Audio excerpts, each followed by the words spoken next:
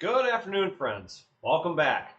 Another installment of working on the 1975 Shovelhead here. Today we're going to focus on taking off the seat.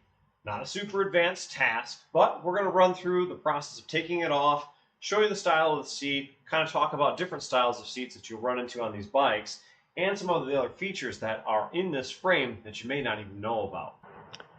Today I've remembered my chest rig, so hopefully we'll be able to see the process and my hands working on this with a little bit of ease. Unfortunately, with the video that I recorded the other day, I noticed that I wasn't aiming my head in the right direction, so I couldn't see everything, and my field of view was a little bit messed up.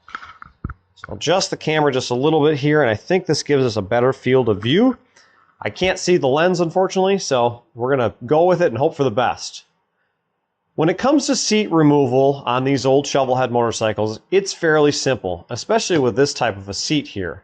On the back of the motorcycle, you'll always see one type of either a bolt sticking through or it'll be internally threaded into the fender itself. Obviously, this one does not have the nut or any of the retaining hardware to hold this in place.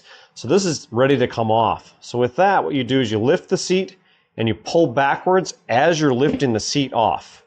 The reason why you're doing that is on the bottom side of the seat, you'll see these two horns here, and those actually clip just underneath this section of the frame rail. As you can see in the frame here, there's a hole. This is called a seat post tube. Now, this type of seat post tube started on this type of frame in the, I believe 1958 is when this casting here started. You'll see this type of a setup from the 30s on forward. What you would have here is an option for a different type of a seat, which is a spring style seat, which gives you a little more cushion. As you can see on the wall over there, the white seat, that was the type of seat that you would have found on one of these types of motorcycles. This is a seat spring. This is what would ride inside of this tube. I don't believe I can get this to fish in there all the way because this one is in rough shape. Obviously, it will only go down so far, and I don't want to lose it inside of there. But this would fit all the way down into the frame. You would see a small exposed portion sticking out of the frame, and obviously with these springs here, this would allow you some extra cushion. There are these springs that are set up for weight, for the rider's weight, and then there's damper springs up in the top of the casting here. I don't believe I can get this apart right now. I cannot, unfortunately. Well, maybe I can. This is in really bad shape. And unfortunately, I'm not going to be able to get it apart the way I'd like to.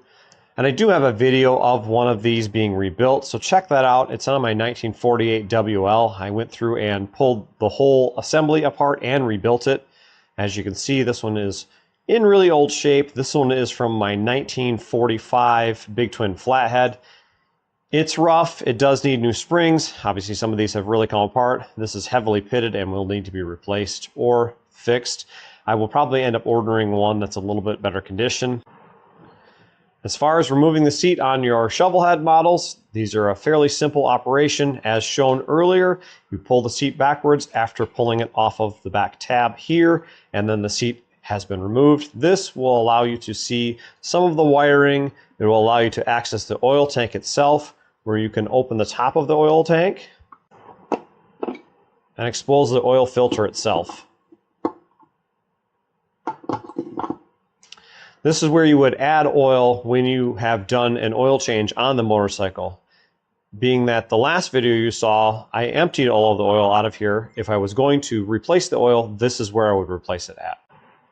Obviously, as you can see, removing the seat is fairly simple. Unfortunately, I don't have a bike right now that I can show the seat post tube in play where I can remove it and show you that process. Hopefully, eventually, I'll get a video made on that so you can see how that works. It's a little more involved. Obviously, there would be a retainer nut on the bottom that holds the seat spring in place, and there's a lot more hardware with the seat as far as removal. Anyway, friends, quick and easy one today. This is a super simple process. If you like the video, of course, give it a like. If you have questions or comments, please drop them in the comment section below. And if you're enjoying this and you want to follow this process and watch this project come apart, hit that subscribe button. Subscribe to the channel, follow along. Well, friends, thanks again. We'll catch you next time.